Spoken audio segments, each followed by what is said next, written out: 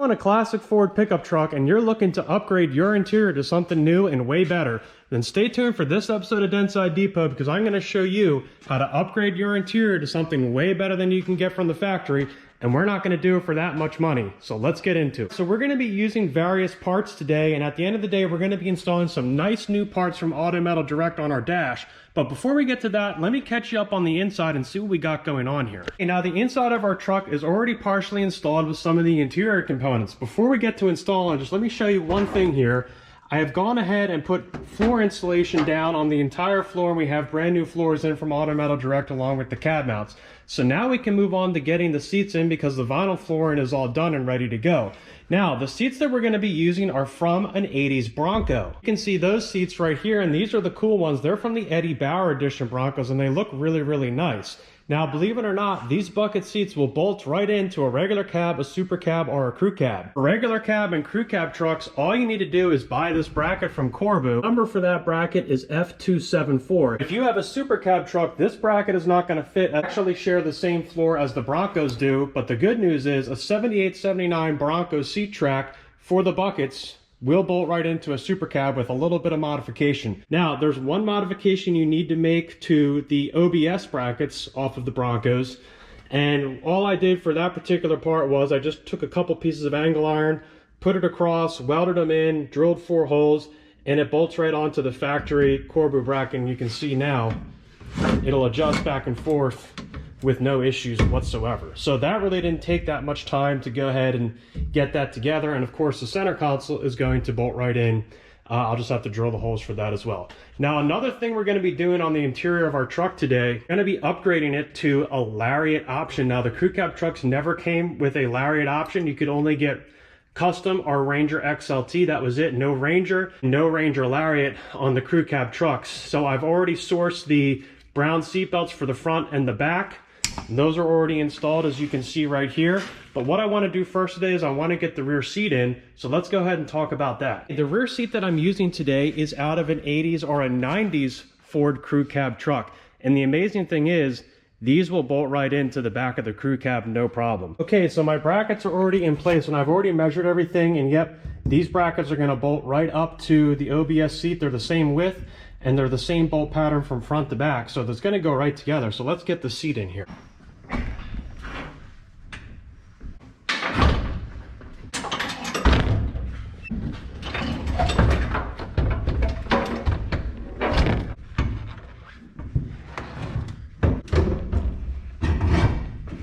Now, obviously I needed to go in from the front. Now, before you bolt your seat down, obviously you need to get the seat belts first. So I'm going to get the seat belts bolted down, and then I'll get the seat bolted down. Seat's in, and yep, it fits really good with the medium high back there and the fold down center console built in. That looks really good. And like I said, it bolted right in, so really awesome. And I got the upgraded seat belts for the, since we're going with the Lariat package here. All right, let's get the first high bucket captain's chair in here. I'm excited to see what this looks like. It's always so satisfying after you've done all the hard work, finally getting the stuff in there. Ugh. Okay, let me get this bolted down and then we'll come back. Got both seats in and bolted down, and I just remembered I can't actually attach the center console yet because it hangs over the transmission hump, and obviously once you have this in, then you can't get the transmission hump in. So I'm going to hold off on bolting that in, but the seats look awesome. There's enough room for the armrests to close with the doors shut. Everything looks perfect. You also have an adjustment right here. They slide back and forth really easily with the adjustment down here, as you can see. And there's plenty of room, tons of foot room, so for bigger people like me, you can easily fit. So this is definitely a great upgrade. Now we can move on to the next step, is I'm going to start getting all the boring stuff in on the firewall here, and then bring you back to get the dash, the door panels, and everything else installed. We're moving so close to getting this dash put in. So next I'm going to be installing the Auto Metal Direct wood bezel for the dashboard, and you want to do this now because these bolts or these nuts are absolutely impossible to get out once the dash is installed. Okay, this is exciting. We're finally getting the dash in. One of the best parts of the restoration, because it makes the biggest difference once you see it in. Okay. All right, and you definitely want to have everything wrapped up behind the dash before you put this in, or you're really going to be in for a headache if you try and do it all afterwards. Okay, the dash is in, and now we're ready to put the final piece on. Now, one thing, I am going to have to take this back apart again because I'm going to have to access the wire harness for the EFI swap that we're going to do. But with that being said, we can now just at least get the trim bezel locked into place so we can see what it looks like. And I'll just probably pop one screw in it here. There we go. And how awesome does that look? I'm telling you, the wood grain trim, the bezels from Auto Metal Direct are just as good or even better than the NOS parts because they haven't been sitting on a shelf for 50 plus years. It's the closest factory match of anyone who remanufactures them. It's definitely the trim pieces that you want to go with, and I'm not just saying that because I put this on all of my personal company-owned vehicles here, so you know that it is the real deal. They really do look this good. So with that being said, we're not done yet. Stay tuned. We're going to do some other upgrades here to make this truck even better, including a couple that are crew cab specific. So let's get to wrapping this interior Lariat swap up. Okay, now the next thing we're installing is very exciting because this is a very rare and desirable option. It is the flipper visor option, which you can see right here. And when you open it up, you have two lights and a mirror on the inside, and it's also adjustable high-low. Now you can get these on the Lincolns as well, but the truck ones are different. They're longer, and this one's off a truck. So all we got to do here is we just got to fish our wire through. Okay, which I've already started, which is definitely a big pain in the butt to do. So I'm going to fish this through and get this visor up and installed and get the other side on, and then I'm going to show you the next cool option. Okay, the visors look really good.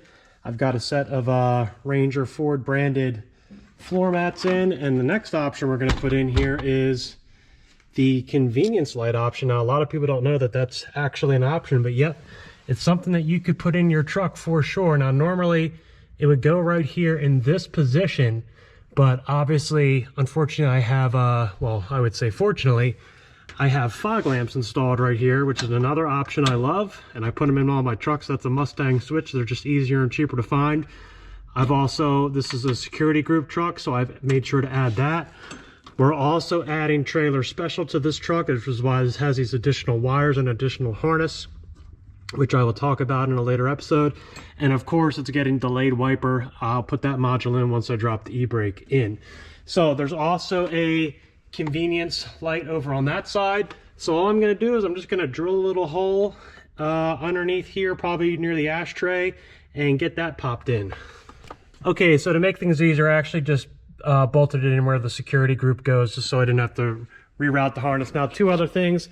I'm also adding tilt wheel to this truck with a manual collar conversion from DRB Fab, so you'll see that when the truck is done. And then lastly, of course, this is a front and rear fuel truck with AC, and then I've also added stereo radio. This truck originally would have been an AM only. So with that being said, now we're going to look at a couple crew cab specific features. Now we're back to the seatbelts, and we have upgraded this crew cab to the nice saddle brown Lariat seatbelts. Now crew cabs, of course, never came in Lariat, and they never came with colored seatbelts because they wouldn't make the rear seatbelts in a color just for a few thousand trucks. Now you wouldn't think this was a big deal, but having the original seatbelt covers is a big deal because they are specific to these trucks. So we're just going to pop these in here. Let's make sure we got the correct side. Nope, that's the right hand side. We want the left hand side. Here we go.